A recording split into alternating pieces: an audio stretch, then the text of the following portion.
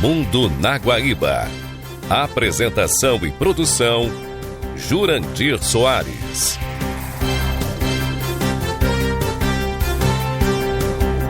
Bom dia! Estamos iniciando a apresentação do programa O Mundo na Guaíba, deste fim de semana, 2 e 3 de agosto de 2025. Este programa tem o apoio de Cindy Lojas Porto Alegre, Padaria e Confeitaria Roma e Biol 2000. Pais que têm muitas versões, tem muitas opções. Nesse Dia dos Pais, compre nas lojas associadas ao Cindy Lojas Porto Alegre. Padaria e Confeitaria Roma, na entrada 797, do café da manhã ao lanche da noite, passando pelo almoço caseiro e uma variedade de doces e salgados, tudo com melhor sabor, qualidade e esmero no preparo. Reservas e pedidos pelo telefone 51 99391 4421. Padaria e Confeitaria Roma. E evite entupimento, mau cheiro e transbordamento. Para a limpeza de pias, ralos, caixas de gorduras e tubulações, use um saneante biológico sem contraindicação.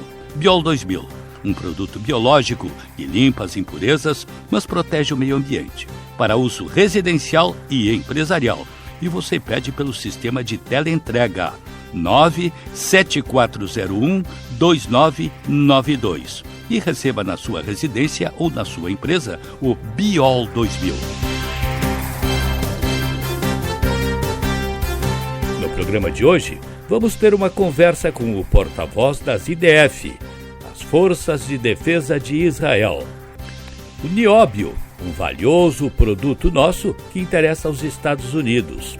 As origens da guerra entre Tailândia e Camboja e o reflexo das tarifas impostas por Trump ao Brasil. בקרוב תזרח השמש, נדע ימים יפים מאלה, הלב נלחם בדאגות. כולם יחזרו הביתה, נחכה להם למטה, הלוואי נדע בשורות טובות. Nós vamos conversar agora com o Major da Reserva, Rafael Rosenschein, que é advogado, especialista em direito internacional, mas que é o porta-voz das IDF, as Forças de Defesa de Israel. O Major tem essa difícil missão de passar para o mundo todas as ações que são desenvolvidas pelo Exército de Israel. E nós saudamos e agradecemos já imensamente a disponibilidade do Major Rafael Rosenschein de conversar com os nossos ouvintes da Rádio Guaíba. Muito bom dia, Major. Bom dia, Jurandir. Bom dia para todos que estão nos ouvindo. É um prazer estar aqui com vocês. Como você disse, que é um papel muito difícil, passar as informações, esse papel se torna muito difícil mesmo quando a desinformação no Brasil é tão grande, narrativas enganosas são imensas, que é tão importante esse trabalho para poder diminuir as falsidades, a desinformação no Brasil. Isso é o que nós estamos tentando fazer desde o começo da guerra, no 7 de outubro de 2023. E quais são os principais pontos assim que você gostaria de pontuar para corrigir as distorções que estão sendo feitas? Veja bem, Jurandir, infelizmente a mídia brasileira tem o costume de se apoiar em dados e fatos fornecidos pelo Hamas. A mídia não coloca que são dados fornecidos pelo Hamas, mas esses dados são colocados como baseados no Ministério da Saúde de Gaza ou em autoridades de Gaza. O Ministério da Saúde de Gaza, os ministérios da faixa de Gaza, as autoridades de Gaza não são controladas pelo Hamas. Eles são o Hamas. Ou seja, um grupo terrorista que não tem nenhum compromisso com a verdade, que utiliza da mentira como uma arma de guerra, que utiliza da mentira como uma estratégia militar. E, infelizmente, a mídia muitas vezes se apoia em números, em dados, em fatos do Hamas.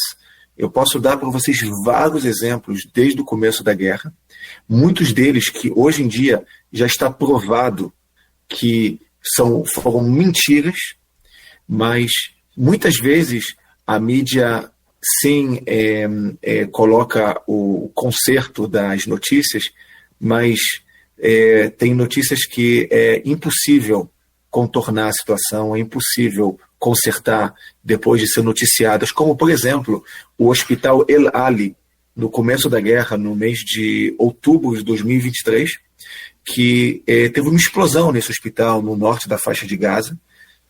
Dezenas de pessoas ficaram feridas e muitos morreram, infelizmente, civis, no hospital, uma explosão que teve nesse hospital. E imediatamente o Hamas publicou que foi um bombardeio israelense. E a mídia, quase toda a mídia brasileira, publicou que foi um bombardeio israelense em um hospital. Hoje já está claro para todos, tanto por satélites como por interrogatório de terroristas que foram presos por Israel, que não foi um míssil lançado por Israel. Pelo contrário, foi um foguete lançado pela Jihad Islâmica em direção ao território israelense, de um cemitério que fica atrás do hospital. Esse míssil teve uma falha, como 10% dos mísseis lançados pelo Hamas e pela Jihad Islâmica de Gaza são falhados e caem, se explodem na faixa de Gaza, e esse foi um deles, se explodiu no hospital. Sim. Mas a mídia publicou que foi um bombardeio israelense apoiasse, baseado nas notícias do Hamas, nas informações do Hamas.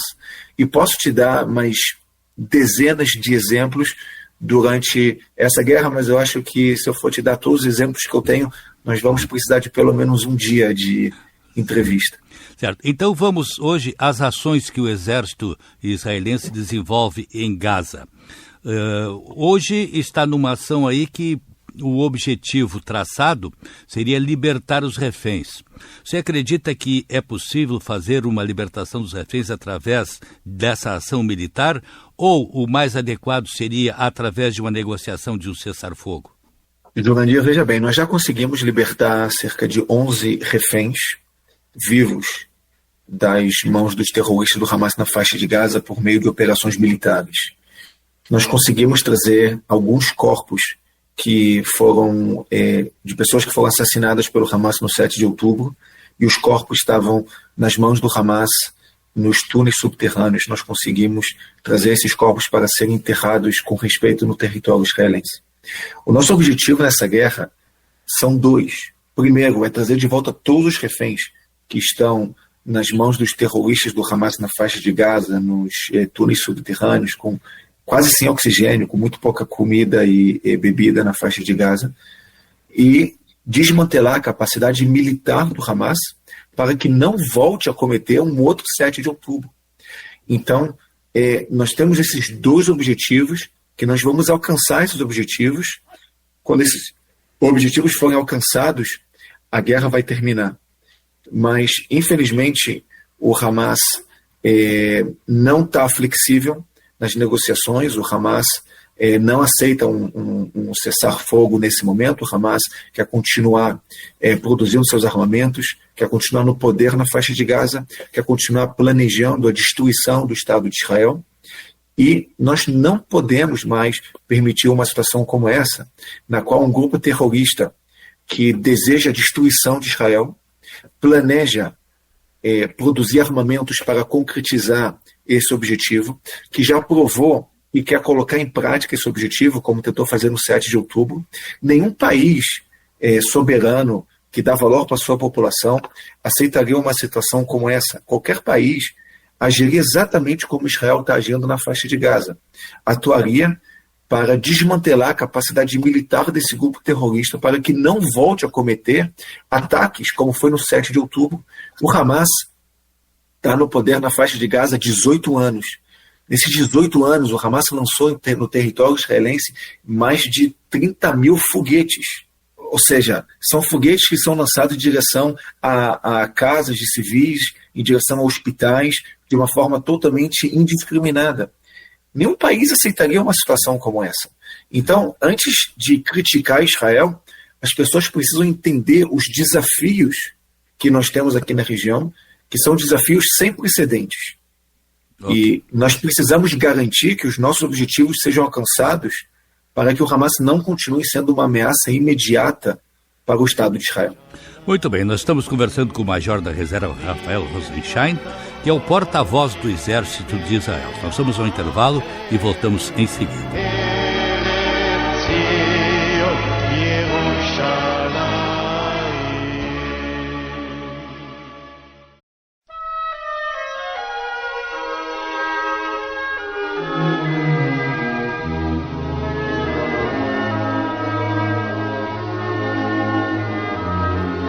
Estamos de volta com o Mundo na Guaíba, conversando com o Major da Reserva Rafael Rosenstein, que é um advogado, especialista em direito internacional e, ao mesmo tempo, é o porta-voz das IDF, as Forças de Defesa de Israel.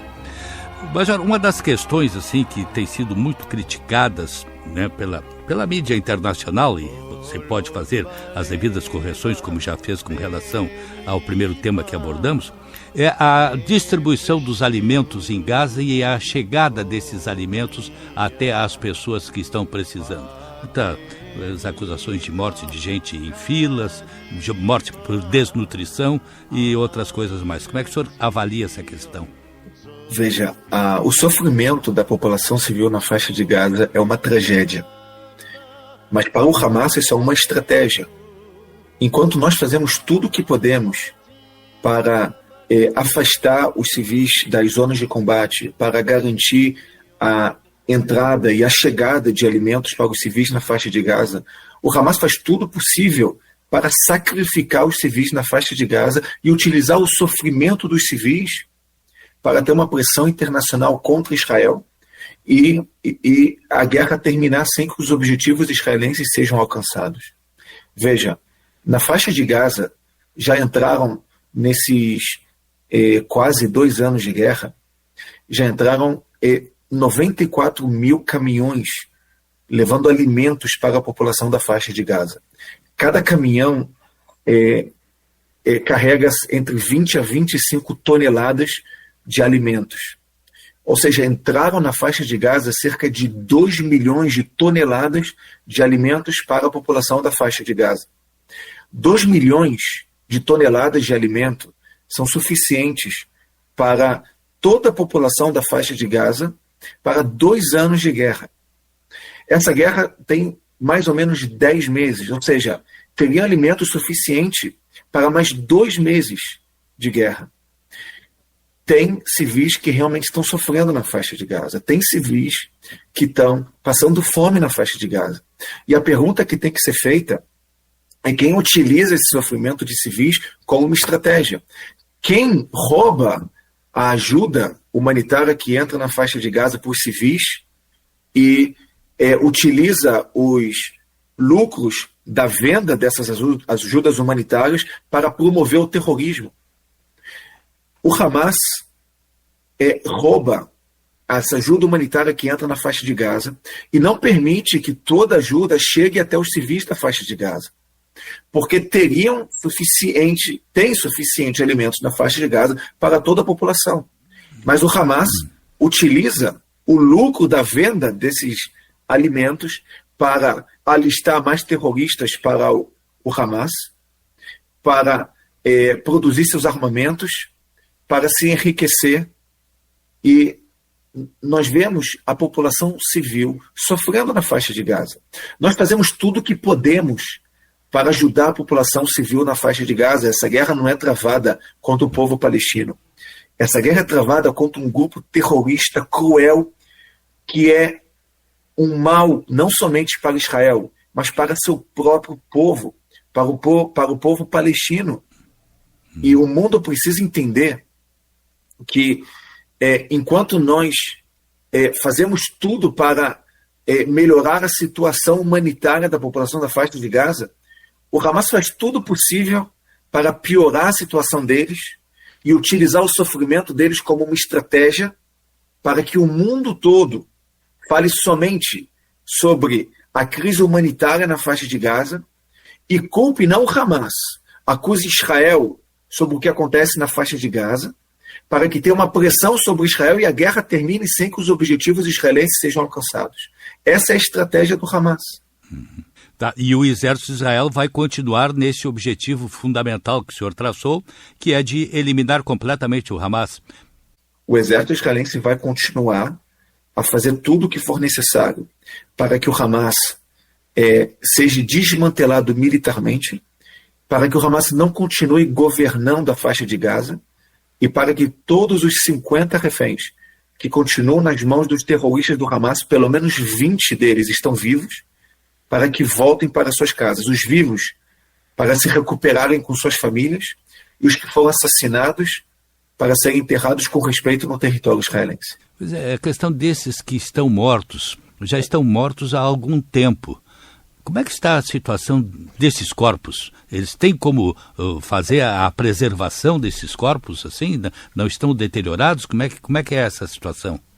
Infelizmente, o Hamas é um grupo terrorista cruel que não tem respeito nenhum, não pelos vivos, não pelos mortos, mas nós vamos fazer o que for necessário para trazer todos os resquícios de nossos cidadãos que foram assassinados no 7 de outubro e durante a guerra, e para trazer de volta todos os nossos civis que continuam sequestrados em túneis subterrâneos, quase sem oxigênio, de volta para suas casas. Tá certo. Nós estamos conversando com o Major da Reserva, Rafael Rosenschein, advogado especialista em direito internacional, que é o porta-voz do Exército de Israel. Nós vamos ao intervalo, voltamos em seguida.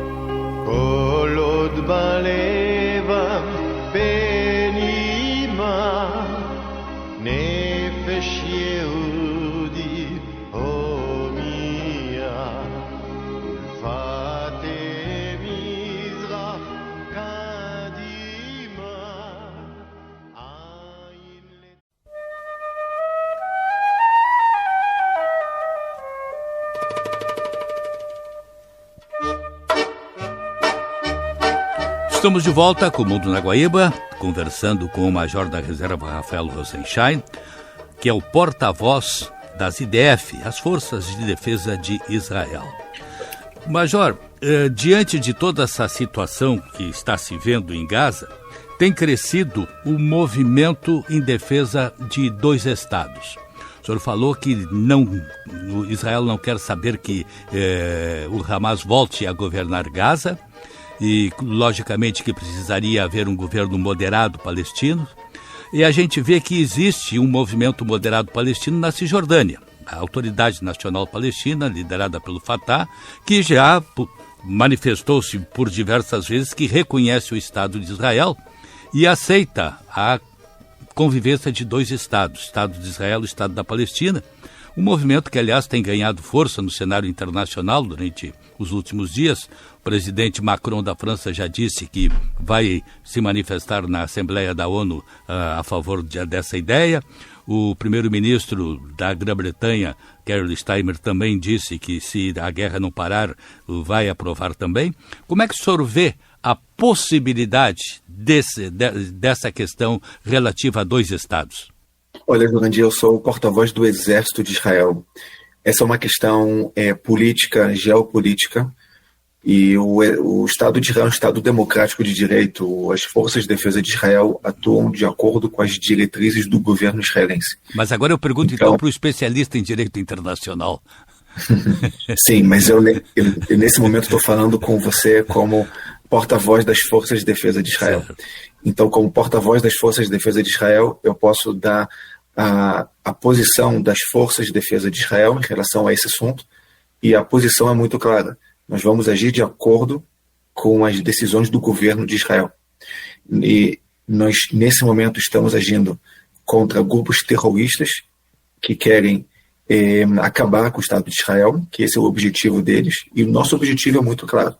É desmantelar essa ameaça imediata de grupos terroristas para o Estado de Israel, trazer de volta nossos reféns, e nós estamos atuando na Cisjordânia, estamos atuando na faixa de Gaza, estamos atuando contra outros grupos terroristas, atuamos nessa guerra contra o Irã, atuamos contra os Houthis no Iêmen, e nós vamos continuar atuando contra todos aqueles que querem destruir o Estado de Israel e que fazem ações para destruir o Estado de Israel, porque nós não temos outra opção. A nossa, durante 2000 anos, o povo judeu foi perseguido, nós sofremos humilhações, sofremos o Holocausto. Inclusive, meu avô foi sobrevivente do Holocausto, foi sobrevivente de Auschwitz, foi muito bem recebido no Brasil. Eu sou muito grato pelo povo brasileiro que recebeu meu avô de braços abertos. E o meu avô sempre dizia que o maior desafio do povo judeu no Holocausto é que não tinha um exército próprio para defender o povo judeu.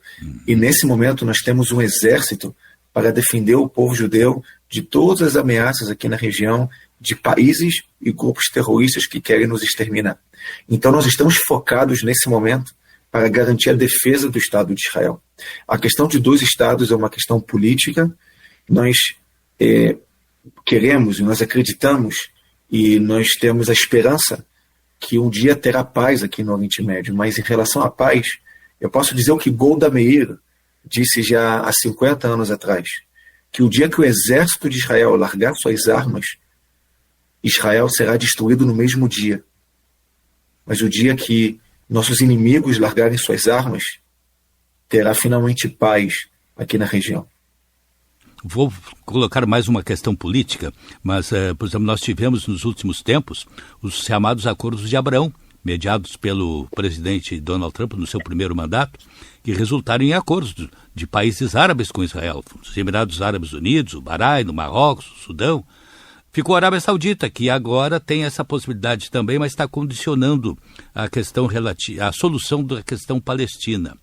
O senhor acredita que essa proximidade com esses países árabes mais influentes, e a Arábia Saudita tem a maior influência do mundo árabe, seria possível encaminhar uma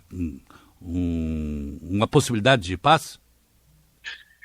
Veja, Jurandir, o que eu posso dizer em relação a isso é que Israel já provou a todos que nós queremos a paz. Nós fizemos acordos de paz com o Egito, com a Jordânia, nos últimos anos com os Emirados Árabes, com o Bahrein, enfim, nós queremos viver em paz. Isso é tudo que nós queremos. Mas enquanto nossos inimigos querem nos destruir, nós precisamos atuar militarmente para que não possam concretizar esse desejo. Isso é o que eu posso dizer como porta-voz do Exército de Israel. Certo. Nosso objetivo final é a paz. Mas, infelizmente, muitas vezes, para garantir a paz, precisamos estar preparados para a guerra. É a famosa frase, né? Se vis pacem, para bellum. Se queres a paz, te prepare para a guerra, né? A frase latina. Esta cai muito bem no contexto atual, né? Exatamente. Muito bem, meu caro Major Rafael Rosenstein, advogado especialista em direito internacional, porta-voz das IDF, das Forças de Defesa de Israel. Agradeço muito a sua atenção para com o nosso ouvinte da Rádio Guaíba e fica, né, aquele desejo ardente, né, de que venhamos a encontrar a paz finalmente, para que o povo de Israel possa vivenciar essa paz, assim como os palestinos também. Muito obrigado pela sua atenção com o nosso ouvinte. Obrigado, foi um prazer estar com vocês.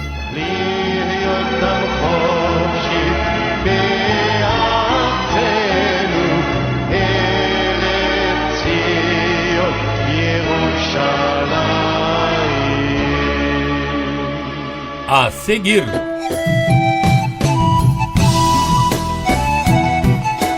a difícil paz acertada entre Tailândia e Camboja.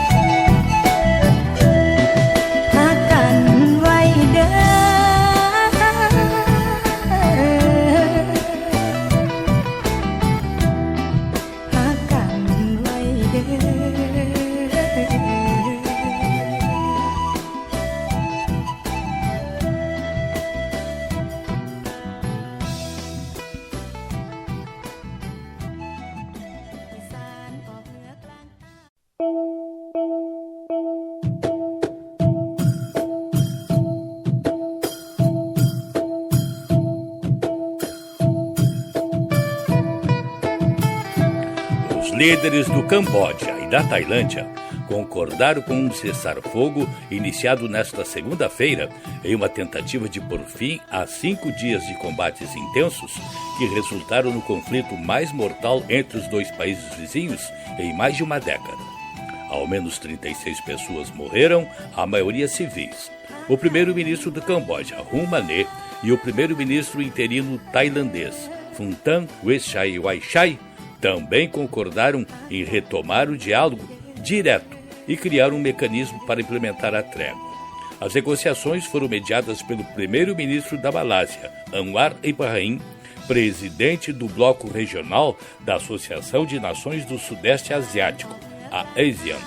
Os Estados Unidos e a China também atuaram nos últimos dias para que Tailândia e Camboja concordassem em comparecer às negociações. Hoje, no mundo militar, relata a história deste conflito, que vem desde os tempos do Império Khmer, mas que ganharam impulso num outro período. Durante o período colonial, essas tensões se intensificaram ainda mais.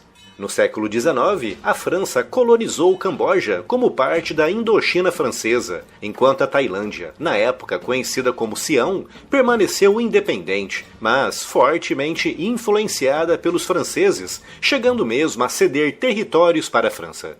Em 1907, um tratado franco-siamês estabeleceu fronteiras baseadas em mapas franceses, que colocavam o importante templo de Preah Vihear, um antigo santuário Khmer do século XI, sob controle cambojano. A Tailândia contestou isso, ocupando o templo em 1954 após a independência cambojana, levando o caso à Corte Internacional de Justiça em 1962. Com a corte decidindo a favor do Camboja, confirmando que o templo pertence a eles, mas deixou ambígua a soberania sobre as terras ao redor, resultando em uma área de cerca de 4,6 km² que permanece disputada até hoje. Durante as décadas de 70 e 80, os conflitos internos no Camboja, como o brutal regime comunista do Khmer Vermelho e a invasão vietnamita, transbordaram para a Tailândia, que abrigou refugiados, mas também apoiou indiretamente grupos anti-vietnamitas, aprofundando a desconfiança e as tensões. Uma paz relativa foi estabelecida nos anos 90, mas em 2008 as tensões explodiram novamente, quando a Unesco listou Preah Vihear como patrimônio mundial, só que sob jurisdição cambojana. Isso levou ao protesto de nacionalistas tailandeses, levando a confrontos armados que duraram até 2011, matando dezenas de soldados e civis de ambos os lados. Com a Corte Internacional intervindo novamente em 2013, reafirmando a decisão de 1962 e ordenando a retirada de tropas, mas disputas menores persistiram. Saltando para os ataques que estão decorrendo agora, o estopim foi em maio de 2025, quando um soldado cambojano foi morto em um tiroteio na fronteira, levando a acusações mútuas, com o Camboja acusando a Tailândia de iniciar um ataque armado não provocado, enquanto a Tailândia afirma que o Camboja disparou primeiro com foguetes BM-21. Outros fatores também estão contribuindo para o aumento das tensões, como crises internas e um fortíssimo nacionalismo radical.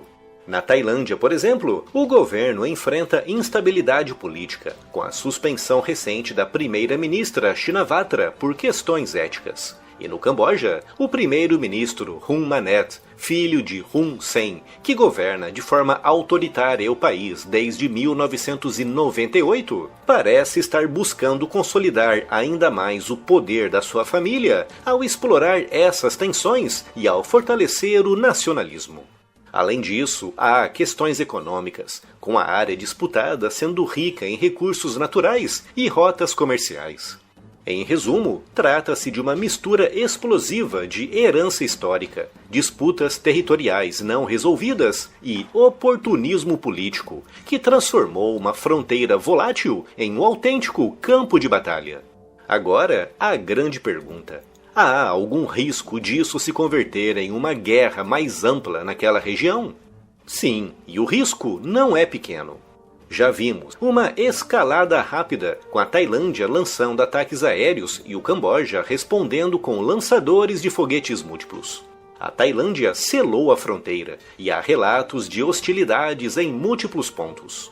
Em termos militares, a Tailândia tem superioridade aérea com caças F-16 e uma força armada maior, com cerca de 360 mil soldados na ativa no lado da Tailândia contra 125 mil no lado do Camboja. Mas o Camboja tem um fortíssimo apoio chinês, incluindo equipamentos modernos como drones e mísseis. Um apoio que pode resultar em ainda mais armas e munições se um novo conflito arrebentar na região. Com o comércio bilateral excedendo 10 bilhões de dólares anuais, com fortíssimos laços envolvendo turismo e investimentos mútuos, que poderiam ser devastados em uma guerra. Por isso, muitos acreditam que veremos um aumento das tensões híbridas, envolvendo ataques cibernéticos e investidas diplomáticas, com alguns ataques esporádicos como aqueles que estamos vendo nos últimos dias. Mas, se não houver uma desescalada rápida via ASEAN ou ONU, isso poderá desestabilizar o Mekong e afetar rotas comerciais globais.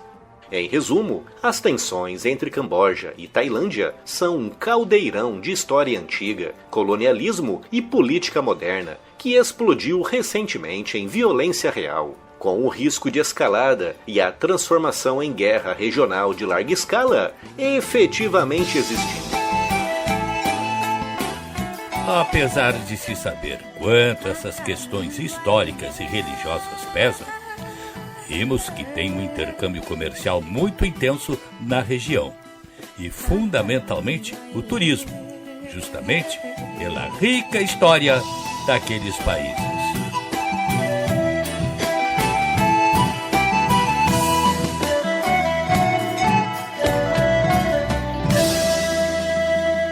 A seguir,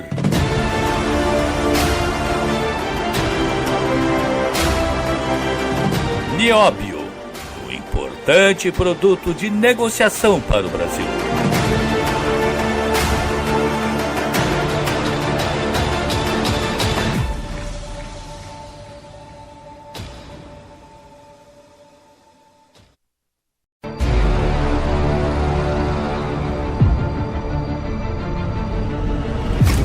Dentre as tantas questões que levantaram polêmicas entre o Brasil e os Estados Unidos nos últimos dias, uma delas diz respeito aos minerais estratégicos, especialmente o nióbio, do qual o Brasil é um dos maiores produtores mundiais.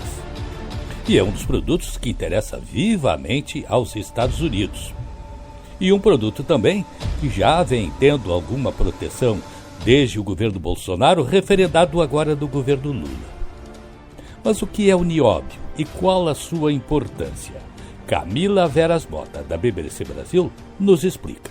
O Brasil concentra 92% da produção global de nióbio, um metal com um mercado relativamente pequeno, mas extremamente importante para as indústrias militar e aeroespacial. Ganhou popularidade na última década depois de ter sido reiteradamente defendido por Jair Bolsonaro como recurso estratégico para o país. Precisamos sim um vale do nióbio em nosso Brasil. A escalada de tensão ante a proximidade do início do tarifaço americano sobre o Brasil trouxe o nióbio de volta ao debate público.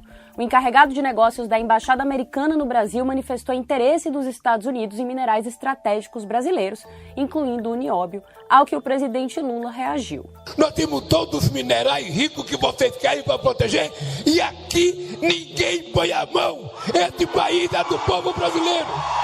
Mas ainda antes disso, tinha gente nas redes sociais sugerindo usar o nióbio como arma para negociar com os Estados Unidos. Faz sentido essa ideia?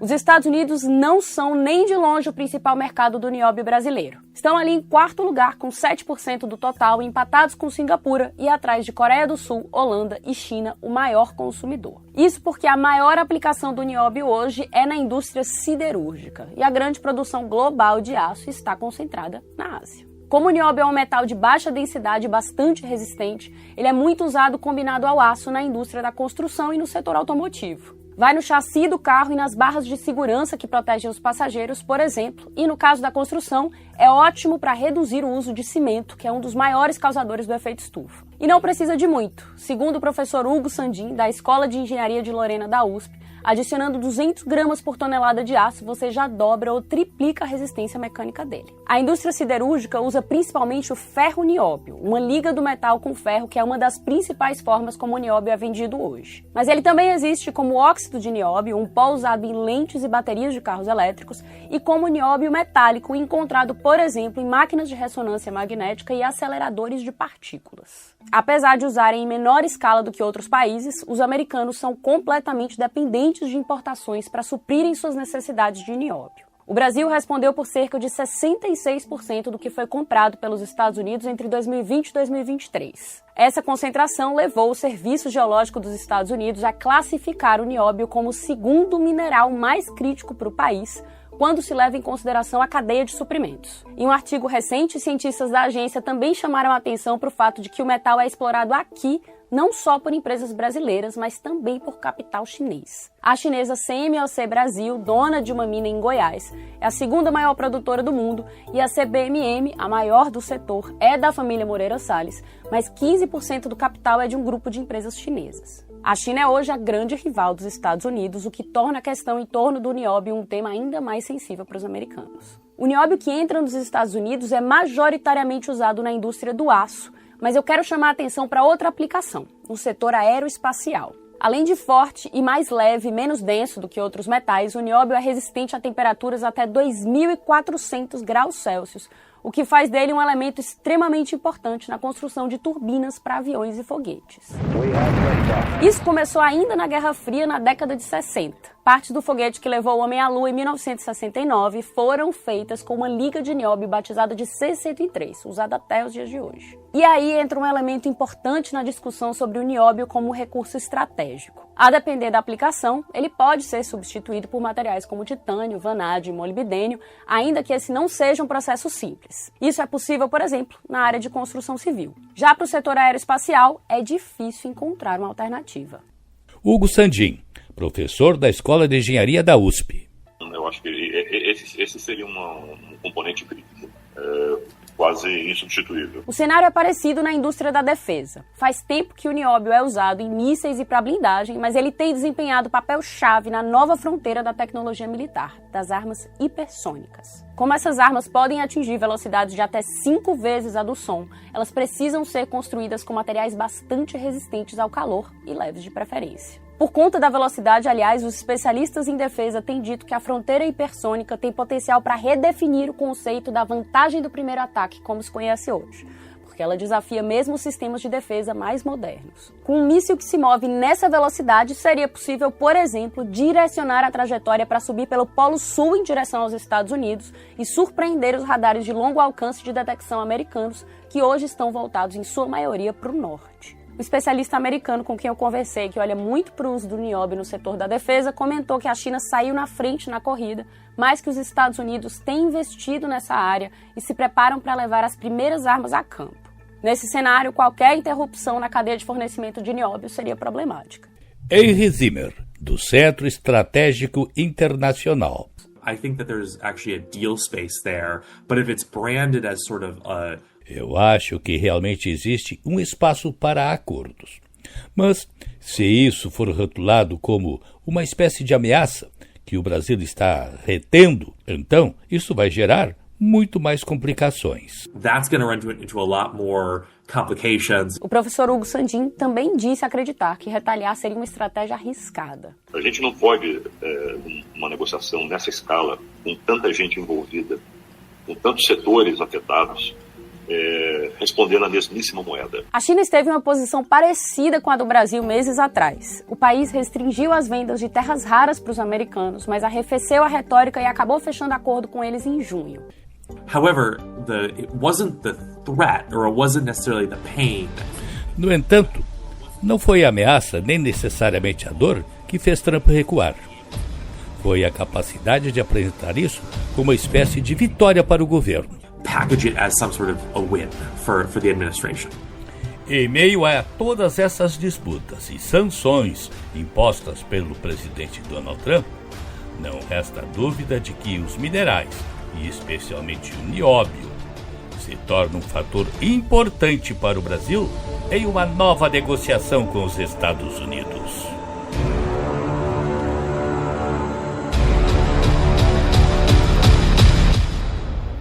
A seguir.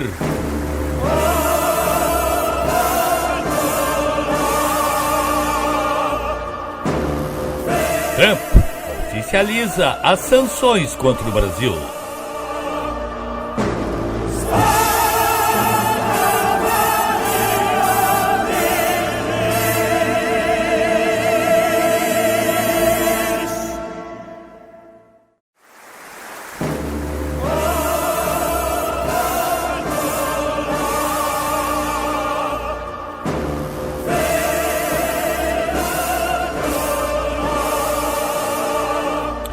Dois dias antes do prazo estabelecido, foram oficializadas as tarifas de 50% sobre produtos brasileiros que são exportados para os Estados Unidos. As ações desenvolvidas por autoridades brasileiras para evitar a medida foram as mais pífias possíveis. E isso vai do presidente Lula ao chanceler Mauro Vieira. Lula, ao invés de buscar um diálogo com Trump, como tem feito dirigentes dos mais diversos países, resolveu bater de frente com o norte-americano, como se o Brasil tivesse o mesmo peso dos Estados Unidos no cenário internacional. Porém, Lula aproveitou para fazer seu proselitismo político, jogando para o público interno com vistas às próximas eleições. Lula usa a velha tática de governantes que, quando estão com problemas internos, apelam para um inimigo externo como forma de receber apoio no seu país. E nessa tática está a busca da ridicularização do inimigo, que o presidente Lula procurou fazer, oferecendo jabuticabas a Trump e convidando-o para um jogo de truco. Ao mesmo tempo, faz parte da tática a defesa dos recursos internos. Neste ponto, Lula aproveitou o interesse dos Estados Unidos por nossos minérios para fazer um discurso quase histérico, dizendo que ninguém põe a mão em nossos minérios. Como se não houvesse uma série de empresas chinesas explorando os recursos minerais do Brasil, como a Beihai Non-Ferrous, que adquiriu a mineração Vale Verde, e a China Non-Ferrous Metal Mining, que comprou a mineração Taboca. Além destas, empresas como Zijin Mining e BID também estão presentes, com foco em lítio e outros metais. A lista vai muito mais longe, mas só isso já mostra que tem estrangeiros aqui colocando a mão nos nossos minérios. Assim é que Lula não ajudou nada para evitar que as sanções entrassem em vigor. Tampouco seu chanceler Mauro Vieira conseguiu fazer algo de positivo. Isto porque ele não abriu o mínimo canal para se comunicar em Washington. Foi a Nova York, discursou na ONU sobre a questão palestina e disse que foi a Washington e encontrou-se com o chanceler norte-americano, o secretário de Estado Marco Rubio.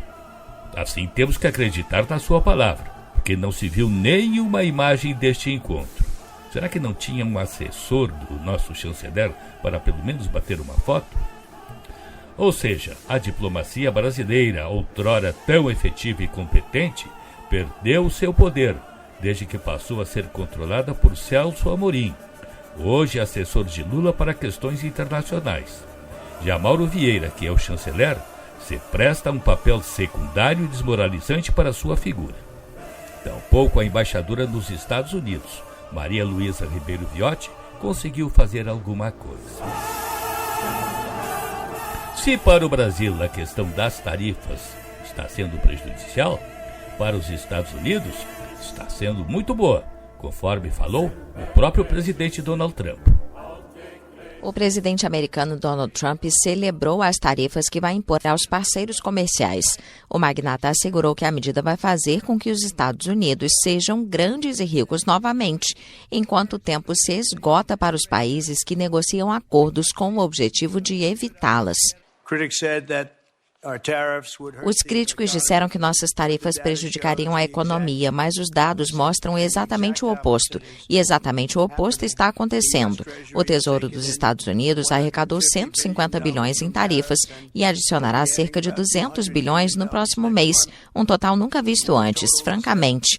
E as importações estrangeiras caíram 30% no segundo trimestre, enquanto a produção nacional de automóveis aumentou impressionantes 36%.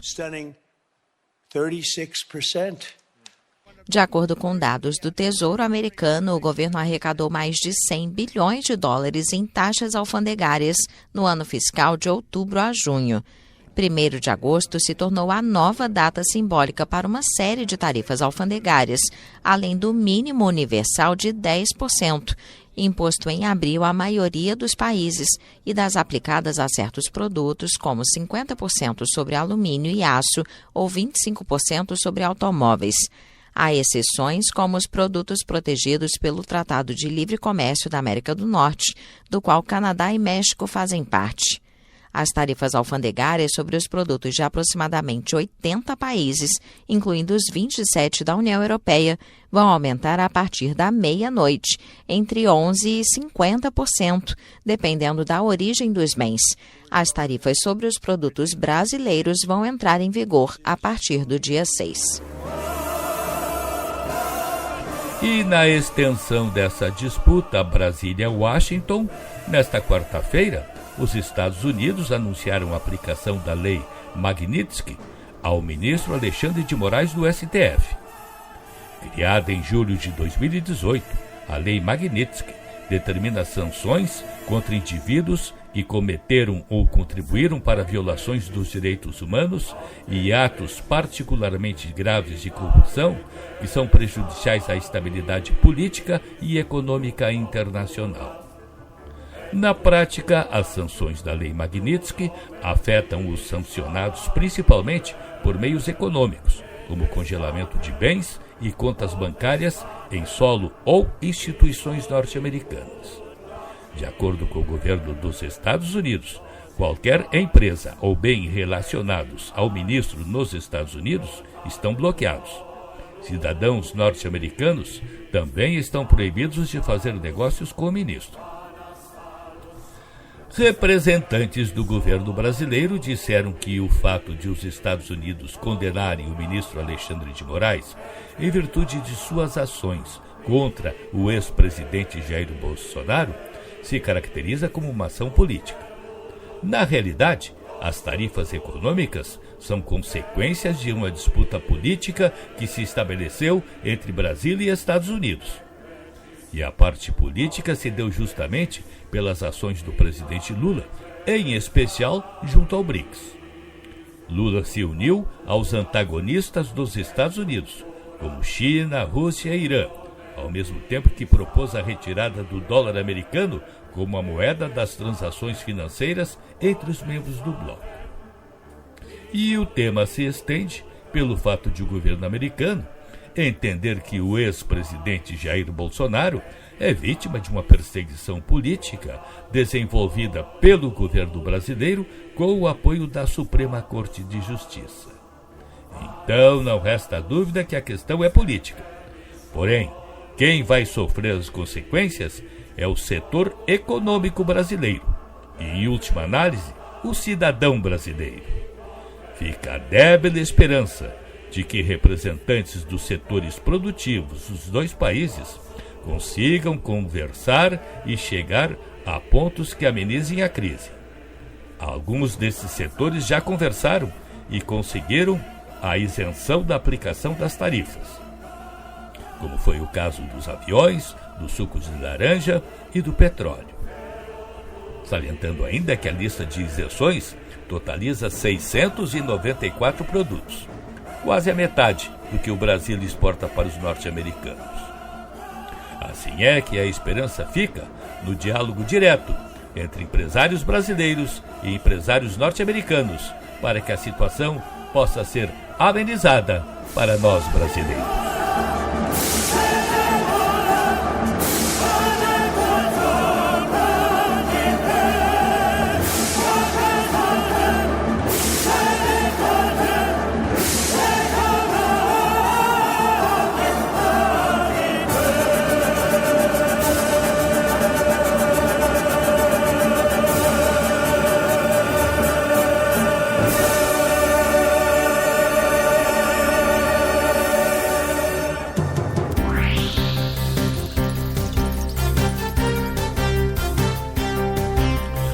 O programa de hoje teve o trabalho na técnica e na mesa de áudio de Cleiton Lopes.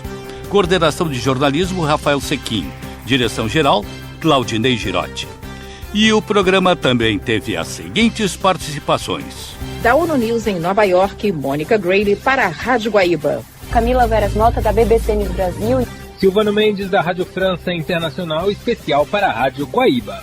Hoje, no mundo militar. Adriana Moisés, da Rádio França Internacional, em especial para a Rádio Guaíba. O Mundo na Guaíba fica disponível no blog jurandirsoares.com.br e no Spotify. Este programa tem o apoio de Cindy Lojas Porto Alegre, Padaria e Confeitaria Roma e Biol 2000. Pais que têm muitas versões, tem muitas opções. Nesse Dia dos Pais, compre nas lojas associadas ao Cindy Lojas Porto Alegre. Padaria e Confeitaria Roma, na entrada 797, do café da manhã ao lanche da noite, passando pelo almoço caseiro e uma variedade de doces e salgados, tudo com melhor sabor, qualidade e esmero no preparo. Reservas e pedidos pelo telefone 51 99391 4421. Padaria e Confeitaria Roma. E evite entupimento, mau cheiro e transbordamento. Para a limpeza de pias, ralos, caixas de gorduras e tubulações, use um saneante biológico sem contraindicação. Biol 2000, um produto biológico que limpa as impurezas, mas protege o meio ambiente. Para uso residencial e empresarial. E você pede pelo sistema de teleentrega 97401-2992 e receba na sua residência ou na sua empresa o Biol 2000. O Mundo na Guaíba volta no próximo sábado. Um bom fim de semana para todos. Você ouviu O Mundo na Guaíba. Apresentação e produção, Jurandir Soares.